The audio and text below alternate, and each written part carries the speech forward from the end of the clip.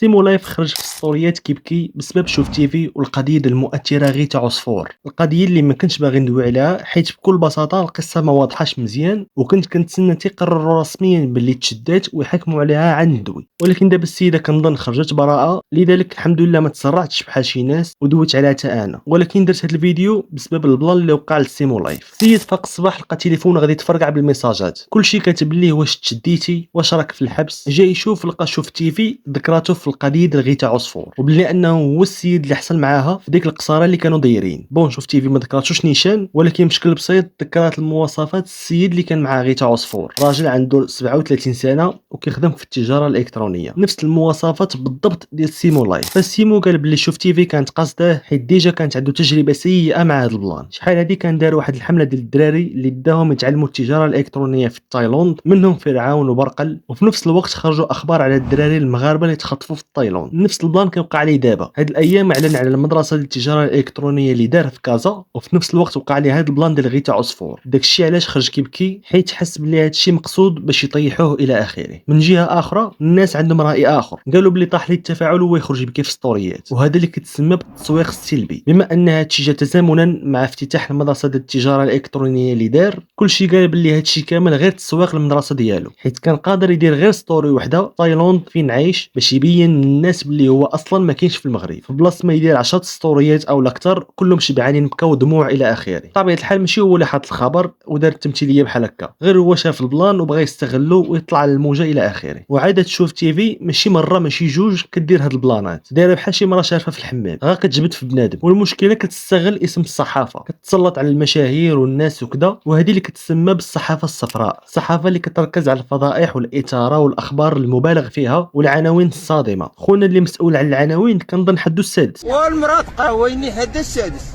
والله الا الدري في ابتدائي ويدير عناوين احسن منه. فيدويت عليها في هذا الفيديو، الا كنتي باقي ما شفتيش نحط لكم الفيديو في الوصف تقدروا تشوفوه. نيت سعيد نصري كان ضحيه ديال شوف تيفي، هو ودنيا باطمه ولطيفه رافات والياس الماكل اللي حتى هو دويت عليه في هذا الفيديو، حتى هو نحطو لكم في الوصف. وشوف تيفي الا شدات في الواحد كتشدو بيديها وبرجليها، كدير لي شده العمى في الظلمه. المشكله ما تقدرش تدعيهم ولا تشكي منهم، كنظن عندها شي جهه اللي حامياها وكتدافع عليها، حيت راه كدير شي حوايج اللي عليهم عقوبات حبسيه وما عمر شي جهه مسؤوله دوت عليها. امتى غادي تجنب ديال تشوف تيفي الله اعلم. دابا ندير عليها شي فيديو مفصل نيت ونشبع فيه هضره. لايك وسبسكرايب ونتلاقاو في الفيديو الجاي.